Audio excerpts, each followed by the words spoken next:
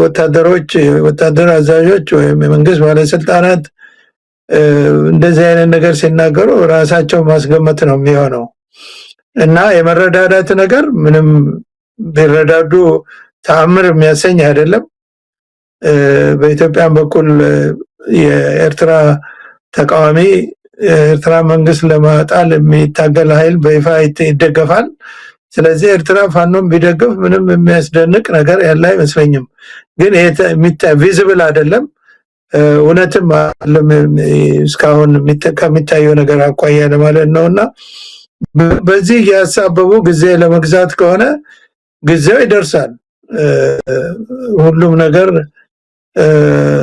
እየገፋ ሲሄድ ነቱ እየወጣና ጊዜው እየደረሰ ይመጣል በዚህ በጊዜያዊ አሁን እንደተባለው በዚህ ተሞኝቶ እውነትም የሚዋጉን ሻዕቢያና ወያኔ መስለው ነበር የሚሞኝ ኃይል ካለ የተወሰነ ካለ ለጊዜው ነው የሚሆነው እየጠራ ይሄዳል እውነት እየጠራ ነው የሚሄደው ይሄው ሻለቃ ማሞ አሁን አብይ አህመድ ወደ እነዚህ ጦርነቶች ከዋት ጋርም ከፋኖ ጋርም ከኤርትራ መንግስት ጋርም ጦርነት ውስጥ ይገባል ተብሎ ይጠበቃል በቅርቡ እንግዲህ ደብዳቤ ጽፏል የተማጽኖ ደብዳቤ ነው የሚመስለው እንደራደር እንነጋገር የሚል ነው በአንድ በኩል ደግሞ ከፍተኛ ዝግጅት ያደርጋል ጦሩን እያነቃነቀ ነው ወደ ሰሜን አቅጣጫ ዛቻውም በጎንም አልቆመም በተለያዩ ወታደራዊ ሹማምንቶች የሚተላለፉት የዛቻ መልእክቶች እንደቀጠሉ ናቸው ወታደራዊ እንቅስቃሴዎቹን ጨምረን አንዳንድ የአብይ አህመድ ፍላጎቶችን አይተን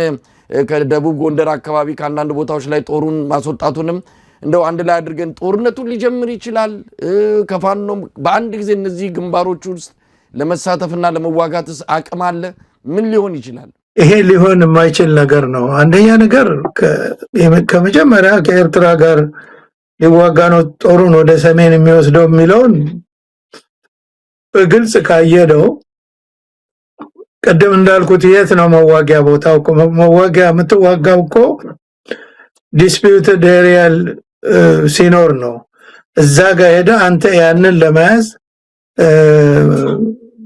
መሬት ተይዞብኛል መሬት አስለቀቃለሁ ወይም ደግሞ ይሄ መሬት ይገባኛል ብለ ምታስለቀቀው ግብ ይኖራል ጦርነት ተካሄደ ለምሳሌ አሁን በአፋር በኩል ጦሩን አስጠግቷል በአፋር ግንባር ሊከፍታ አይችልም ወይ ወደ ወልቃይት አካባቢም ያለውን ጦሩን እንደዚሁ ያጠናከረ ይገኛልና እነዚህ የመዋጊያ ሜዳዎች ሊሆኑ አይችሉም እሱ አሁን እኮ ወደ ሰሜን እያንቀሳቀሰ ነው ለሚለው ነው እንጂ ያው ቀደም ብሎ ከወራት በፊት አሁን እየቀዘቀዘ እየቆመ የመጣው ላለፉት 2 ወራት በዚህ ባሰብ በኩል ያሰብ ወደብን ክሌም የሚያደርግ በኃይል ሄደን ይዛለን እዛ እንገባለን እንደዚህ የሚል መፈክር ይሰማ ነበርና በዛ በኩል በዛ በኩል ከሆነ ወደ ሰሜን አይደለም እሱ ወደ ምስራቅ ነው ያለው እና ወደ ምስራቅ የሚደረግ የጦር እንቅስቃሴ ካለ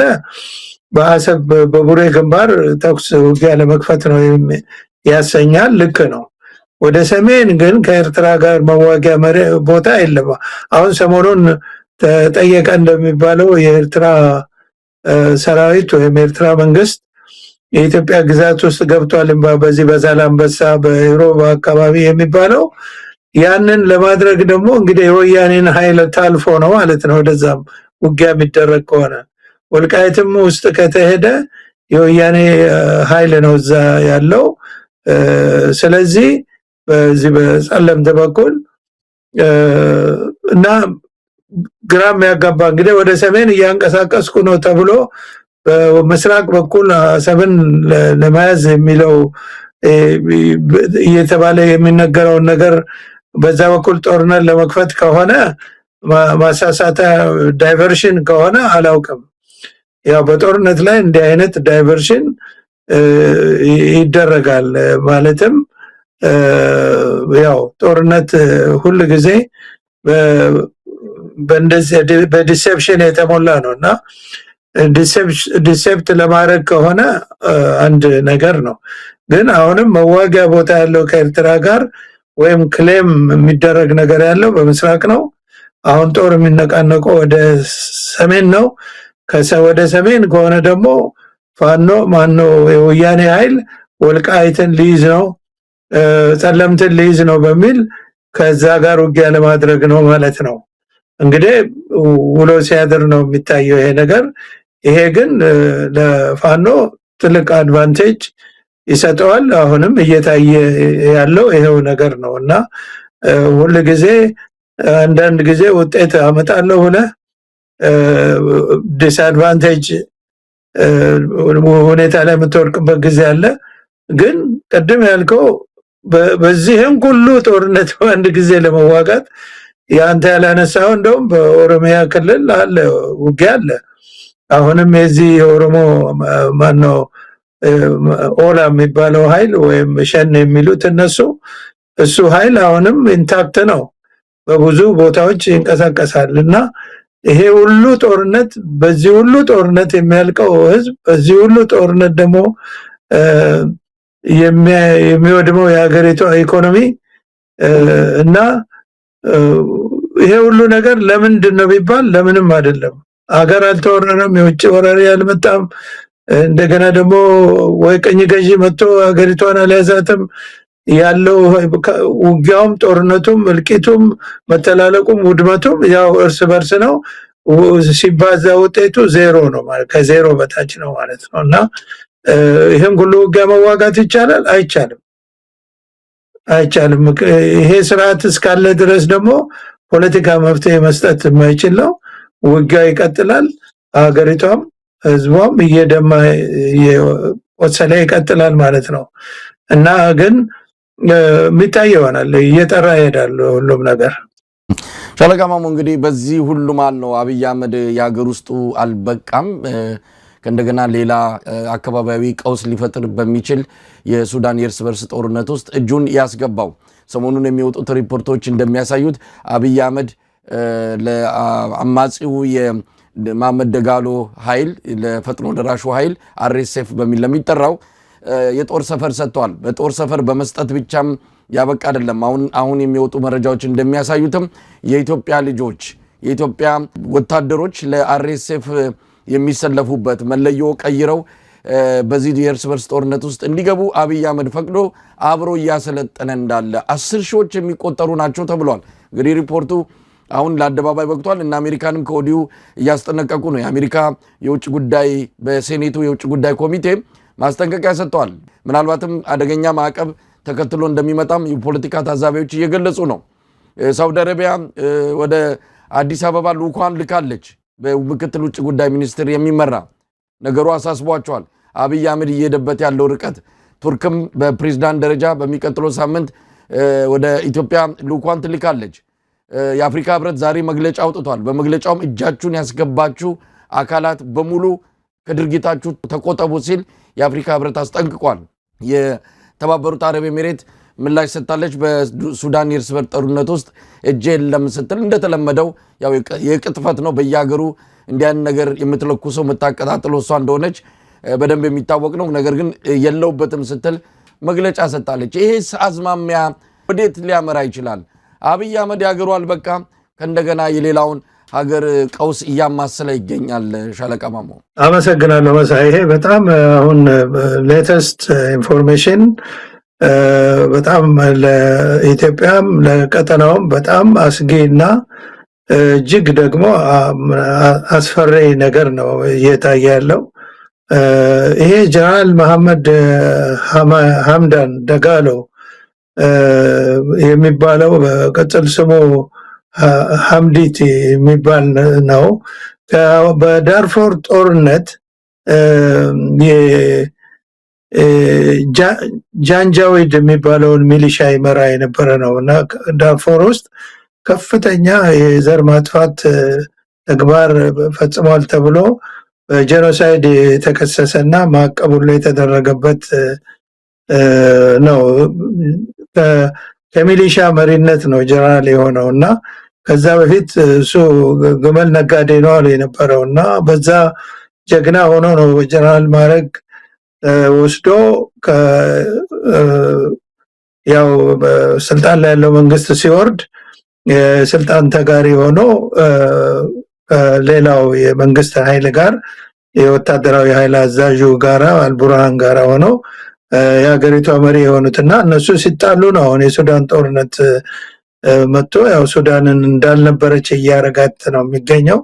በጣም አስፈሪ ሁኔታ ውስጥ ነው ሱዳን ያለችው። በጣም የሚያሳዝን በሀገር ደረጃ ልትጠቀስ ወደማትችልበት ሁኔታ ውስጥ ነው የሄደችው ሱዳን እና አሁን ይሄ ሱዳን ራፒድ ሰፖርት ፎርስ የሚባል RSF ምስጢራዊ ወታደራዊ ማሰልጠኛ ኢትዮጵያ ውስጥ ምድር ውስጥ እንዳለው ተጋልጧል፣ ተረጋግጧል።